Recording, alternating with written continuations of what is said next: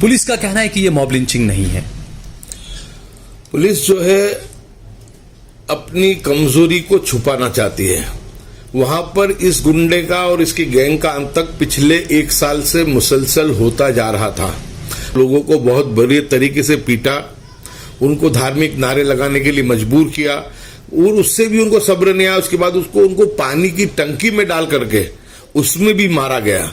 देखो ये किस तरीके की बर्बरता इस गुजरात में पिछले 1 साल से हो रही है। उनको इतने बुरी तरीके से मारा, ड्राइवर तो भाग जाने में कामयाब हो गया, लेकिन जो कंडक्टर था निहायत ही बहुत ही गरीब फैमिली से वो आता है। छोटे छोटे बच्चे, बहुत मासूम उसके छोटे छोटे बच्चे हैं। उसकी फैमिली को, उसकी जिंदगी को आज यानी बहुत बुरे तरीके से उजाड़ दिया गया। राज्य के मुख्यमंत्री और राज्य के गृह मंत्री में अगर थोड़ी बहुत भी शर्म बाकी हो तो तात्कालिक इसके अंदर मॉब लिंचिंग का केस दायर करना चाहिए कि ये इनके जो आका है वो गांधीनगर में बैठे हैं, इनको बचाने वाले गांधीनगर में बैठे हैं। पूरा होम मिनिस्ट्री जो है वो इनके सामने कड़े सख्त कदम लेने से हमेशा रोकती है।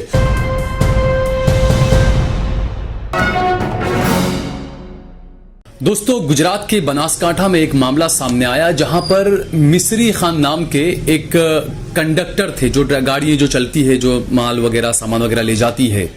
बताया जा रहा है कि मिस्री खान अपनी बहन के घर पर 2 भैंसे लेकर जा रहे थे। इसी बीच कुछ गौ रक्षा के नाम पर गुंडागर्दी करने वाले कुछ लोगों ने वहां पर मार पिटाई शुरू कर दी, गाड़ी को रोका।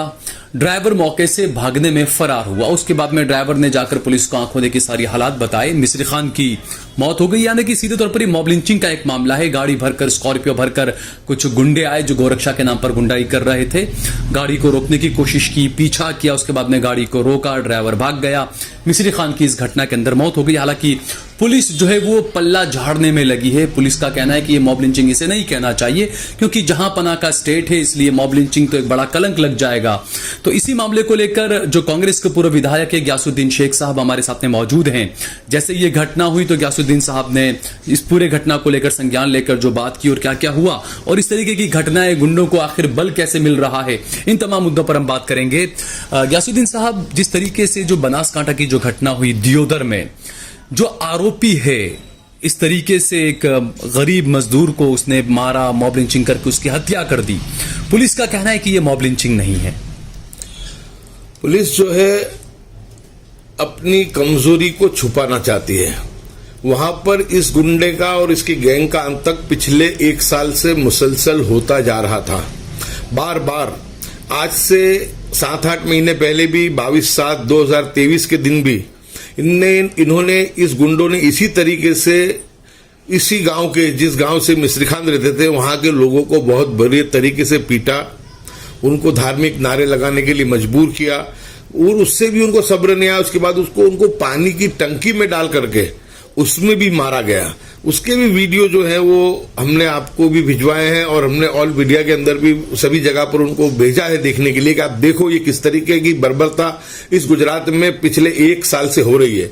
दुख की बात तो ये है कि जब 2023 के अंदर 7वें महीने में ये घटना बनी तो उस वक्त में भी हमने भी कंप्लेन की थी इस घटना को लेकर के, और गुजरात के जो सामाजिक आगेवान है इम्तियाज पठान, उन्होंने तो नामदार हाईकोर्ट में भी केस दायर किया था कि इनके सामने 307 की कलम के तहत केस दाखिल होना चाहिए, लेकिन अभी तक पुलिस ने केस दाखिल नहीं किया है। हाईकोर्ट में मैटर पेंडिंग चल रही है।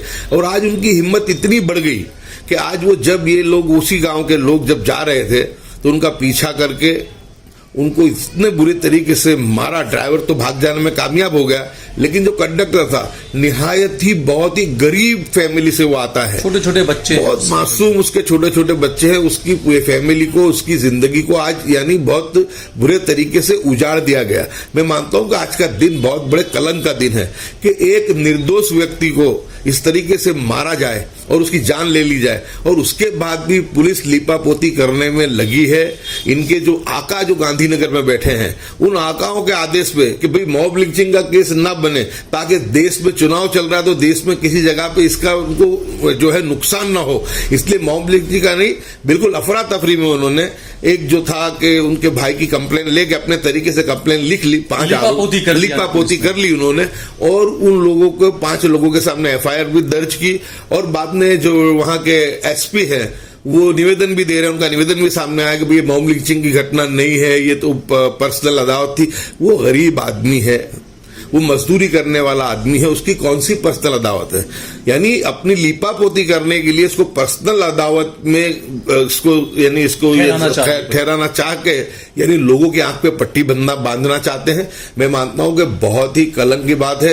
राज्य के मुख्यमंत्री और राज्य के गृह मंत्री में अगर थोड़ी बहुत भी शर्म बाकी हो तो तात्कालिक इसके अंदर मॉब लिंचिंग का केस दायर करना चाहिए। हमने आज मैंने और मेरे साथी जो वर्तमान विधायक इमरान खेड़ावाला ने हमने ट्वीट भी किया है और मुख्यमंत्री से भी कहा है हमने और गृह मंत्री से भी और राज्य के डीजीपी को भी सब वीडियो भेज करके हमने उनसे भी कहा है कि भाई इसके बारे में तात्कालिक जो है मॉब लिंचिंग का केस दायर करना चाहिए और कड़क से कड़क सजा इनको देनी चाहिए ताकि ऐसी कोई घटनाएं बने नहीं।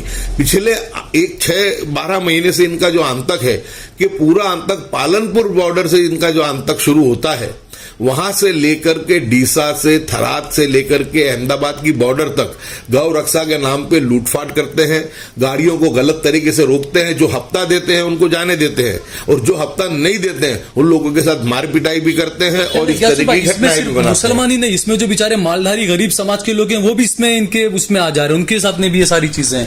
ये बिल्कुल सभी के साथ ये घटना बनती है। ये कोई मामला को आज आप समझे कि अगर भैंस हो या पाड़ा हो तो इसको कायदे से लीगल जो गुजरात सरकार ने भी उसको बिल्कुल रिकॉग्नाइज किया हुआ है। वो जो बिकता है या जाता है कि ट्रांसपोर्ट होता है उसका तो भी कायदे से होता है वो तो, लेकिन उन चीजों को भी ये लोग उसकी भी दरकार नहीं लेते हैं। इनको अगर हफ्ता नहीं दिया तो जो है वो गौ रक्षा के नाम पे हल्ला बोलेंगे और लोगों को परेशान करेंगे, मारेंगे, छुड़ेंगे और जहां इनको अगर हफ्ता मिल गया, पैसा मिल गया तो पूरी पैसा उगाई का काम।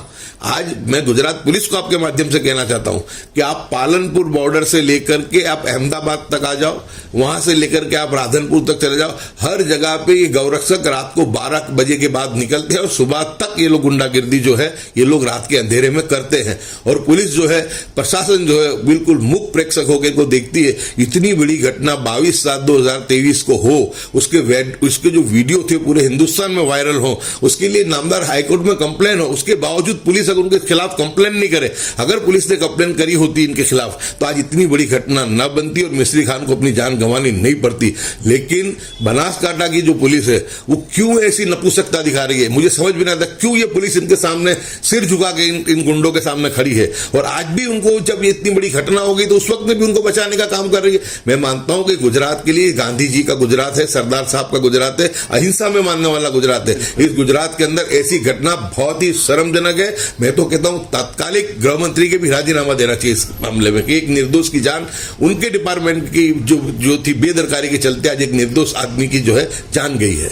दूसरा इसमें जो बताया गया, जो आपने बताया कि पहले ही आपने पत्र भी लिखा था, जो वीडियो आपने भेजे मैंने भी देखा, जो कुएं में पानी में डालकर मार रहे हैं उसको, जो आरोपी है अखीराज सिंह, उसकी छवि ही गुनाहित छवि बताई जा रही है।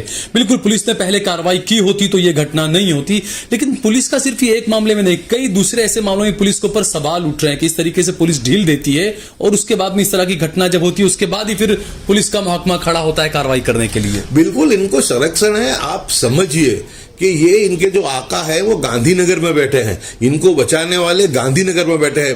पूरा होम मिनिस्ट्री जो है वो इनके सामने कड़े सख्त कदम लेने से हमेशा रोकती है और उसी में उसका नतीजा है कि पुलिस नतमस्तक होकर के ऐसे गुनहगारों को उनका गुनाह करने की जैसे कि समझो एक छूट दे दे, परमिशन, एक परमिट दे देती है।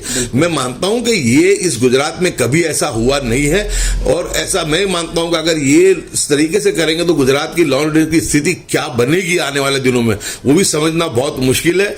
मेरी तो आपके माध्यम से सरकार से भी और डीजीपी साहब से भी गुजारिश है कि उस मृतक को कि जो बेगुनाह था, वो गरीब था, उसके मासूम बच्चे थे, आज उसकी औरत बेवा हुई है, उसके बच्चे यतीम हुए, उसके घर में कोई कमाने वाला नहीं है, अगर थोड़ी सी भी इंसानियत और इंसाफ है तो उसके सामने तात्कालिक इनके सामने सख्त से सख्त कार्रवाई करनी चाहिए और तुरंत ही मॉब लिंचिंग का गुनाह जो है उनके सामने रजिस्टर करना चाहिए। जब भी मैं मानूंगा कि गुजरात का प्रशासन जो है वो निष्पक्ष जो है से अच्छे तरीके तरीके से लोगों की बात को, भावनाओं को समझ करके काम करता है। अगर अब भी इतनी निष्ठुरता और इतनी निर्दयता अगर तंत्र बताता है तो मैं मानता हूं कि ये बहुत बड़ा गुनाह, बहुत बड़ा पाप गुजरात की सरकार और गुजरात की पुलिस कर रही है। तो दूसरा कि गौपालन जो होता है वो तो कई मुसलमान भी करते हैं, लेकिन आज ये बिल्कुल सिस्टम ने और समाज में इस तरीके का एक माहौल खड़ा कर दिया है बीजेपी की सरकारों ने कि गौरक्षा का नाम दिया जाता है, लेकिन उसके पीछे ज्यादातर जो है वो गुंडाई की जाती है।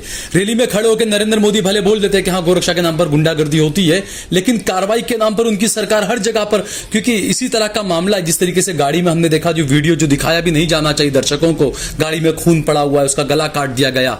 हरियाणा में बीजेपी की सरकार में इसी तरीके से नासिर को और जुनैद को जिंदा जलाकर मार दिया गया था। तो इस तरह की घटनाएं, मोदी कहते कुछ है, उनकी कथनी और करनी में काफी अंतर नजर आ रहा है। बिल्कुल, बहुत ही बढ़ चढ़ के पार्लियामेंट में इन्होंने कहा था कि मॉब लिंचिंग का बिल ले आए हैं, हिंदुस्तान में मॉब लिंचिंग को बर्दाश्त नहीं किया जाएगा, लेकिन मॉब लिंचिंग हो रही है। जो गवर्नमेंट, जो प्रधानमंत्री संसद में खड़े होकर के बात करते हैं उससे उलट ही काम करते हैं।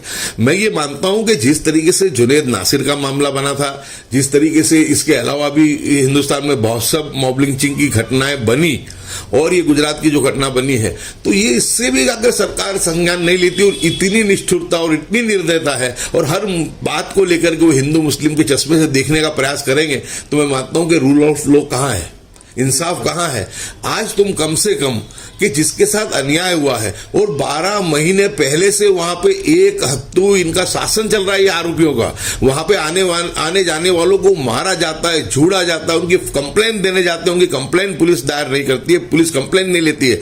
मैंने आपसे पहले भी कहा कि इम्तियाज पठान ने नामदार हाईकोर्ट में की उन्होंने इसके बारे में कि इनके खिलाफ आज भी जो पानी की टंकी में डाल के इनको मारा था, जब उनसे धार्मिक नारे लगवाए थे, उस पर भी अभी तक केस दर्ज नहीं किया है, वो पेंडिंग अभी तक पड़ा हुआ है। तो मैं मानता हूं कि ये बहुत ही हमारे लिए शर्मजनक बात है और इसके लिए तात्कालिक कार्रवाई होनी चाहिए। और मैं तो आपके माध्यम से भी कहता हूं कि इनके खिलाफ जो ये कार्रवाई है, ये कार्रवाई इनके सामने मॉब लिंचिंग की हो, उसके लिए गुजरात भर से भी जितने भी जो एनजीओ हैं, जितने भी सामाजिक कार्य करने वाले लोग हैं या सियासी काम करने वाले लोग हैं, सभी जगह अपने अपने कलेक्टर को जाकर के आवेदन पत्र भी दें कि इससे गुंडागिर्दी इस गुजरात में नहीं चलेगी और ये जो पापी और हत्यारे हैं, ये राक्षसों के सामने मॉब लिंचिंग का गुनाह दायर होना चाहिए। और सभी लोगों को एकजुट होकर, जो भी इंसानियत में मानने वाले, जो भी हैं इंसानियत में मानने वाले, हमारे हिंदू भाई भी बहुत है, हमारे एनजीओ हर तरीके के एनजीओ जो है हर समाज के हैं उसमें, तो तमाम एनजीओ को, तमाम जिनके दिल में भी थोड़ी बहुत भी रहम और जिनके दिल के अंदर थोड़ी बहुत भी इंसानियत के लिए प्यार है, मोहब्बत है, वो तमाम लोग जो हैं अपने अपने तरीके से जाकर के अपने जो है कलेक्टर को आवेदन पत्र देकर ये मांग करें कि इस जालिमों के सामने जो है मॉब लिंचिंग का गुनाह दाखिल करना चाहिए। हम और इमरान खेड़ावाला भी कल, आने वाली कल भी हम लोग खुद डीजीपी साहब के पास भी जाएंगे, अगर होम मिनिस्टर अगर मिल पाए तो उनसे भी मिलेंगे, लेकिन हम कल जाकर के इस मॉब लिंचिंग की बात, आज ट्वीट तो किया है हमने, लेकिन कल हम जाकर रूबरू भी इसकी जो है ये मांग करने वाले हैं। बहुत बहुत शुक्रिया ग्यास भाई हमसे बातचीत करने के लिए आपका। तो जिस तरीके से जो चीजें हो रही है, जो घटनाएं हो रही है, मॉब लिंचिंग की घटना, और पुलिस जो अपना पल्ला झाड़ना चाहती है, तो इसमें आखिर में मैं यही कहना चाहूंगा कि जहां प्रधानमंत्री स्टेज पर खड़ा होकर ये कहते हो कि मुसलमान आपका मंगलसूत्र छीन लेंगे और ये तमाम चीजें, लेकिन उन हिंदू भाइयों को ये सोचना चाहिए कि मुसलमान आपसे कभी आज तक न कुछ छीना है न छीनेगा, लेकिन इनके इस तरह के भाषण आपके हिंदू भाइयों के खुद के बच्चों को जो है वो दंगाई बना रहे हैं, और ये सिस्टम के लोग आपके बच्चों को पुलिस स्टेशनों में धकेल देंगे गुंडे बना बनाकर। इस बारे में हम सभी को सोचना चाहिए।